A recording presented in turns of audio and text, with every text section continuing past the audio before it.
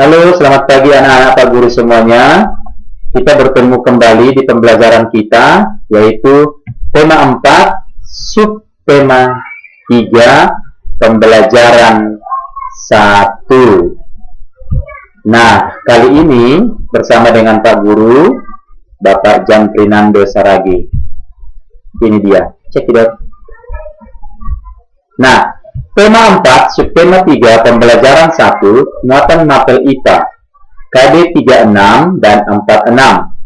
KD 36 menjelaskan cara menghasilkan, menyalurkan, dan menghemat energi listrik. KD 46 menyajikan karya tentang cara penghematan energi listrik dan sumber alternatif energi listrik. Nah, judul pembelajaran kita pada pagi hari ini adalah mengenai energi alternatif.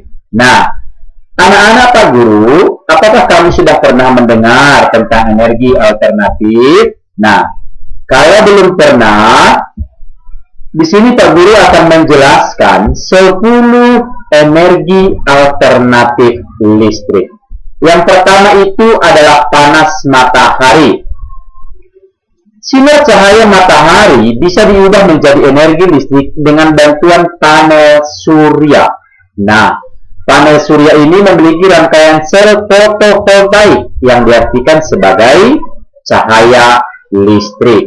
Nah, jadi energi alternatif yang pertama adalah panas atau cahaya matahari.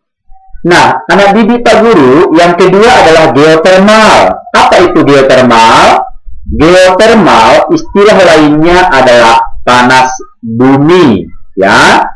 Nah, panas bumi atau geotermal berasal dari energi dari dalam bumi yang berasal dari aktivitas vulkanik gunung berapi. Seperti apa itu yang ada di Pak Guru?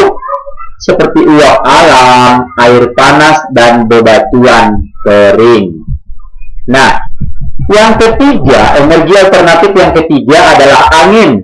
Nah, siapa sangka angin yang kita rasakan setiap hari itu juga termasuk energi alternatif. Iya. Kenapa, nak? Karena hembusan angin ternyata mampu diubah dari energi kinetik menjadi energi mekanik yang dihubungkan ke mesin generator sehingga menghasilkan energi listrik.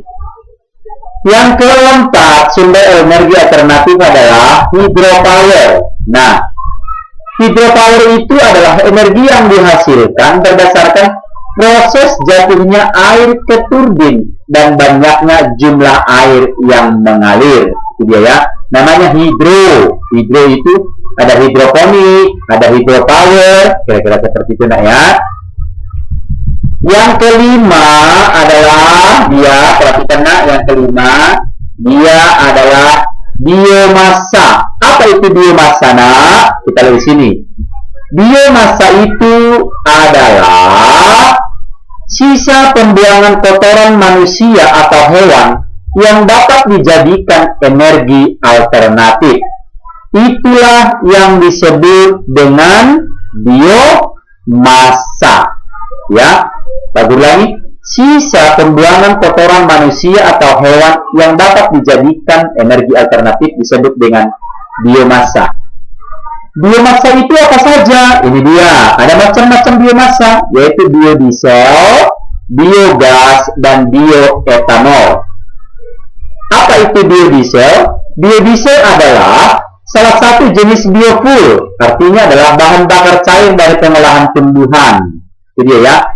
Jadi biodiesel ini adalah pengolahan dari minyak-minyak tumbuhan atau yang disebut yaitu dengan tumbuhan jarak, kira-kira seperti itu nak ya.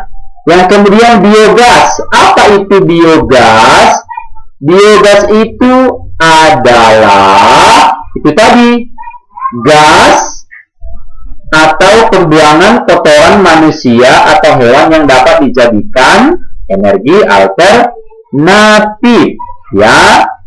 Atau sering disebut itu juga bisa dengan hasil fermentasi, ya, hasil fermentasi.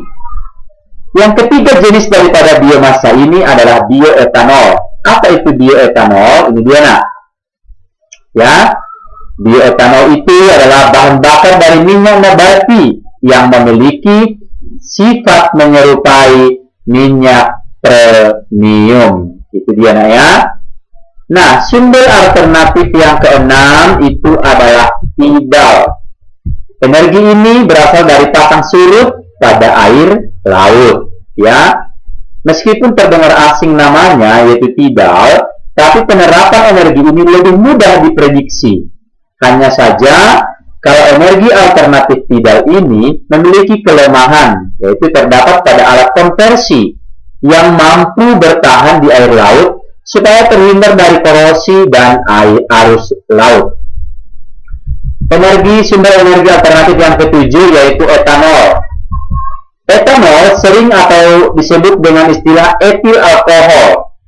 Ini merupakan sumber energi alternatif yang berasal dari alkohol dari suatu proses fermentasi pada tumbuhan tertentu. Misalnya tumbuhan apa itu nak? Tumbuhan jagung dan gandum. Alternatif yang kedelapan yaitu nuklir atau uranium. Ya, nuklir atau uranium.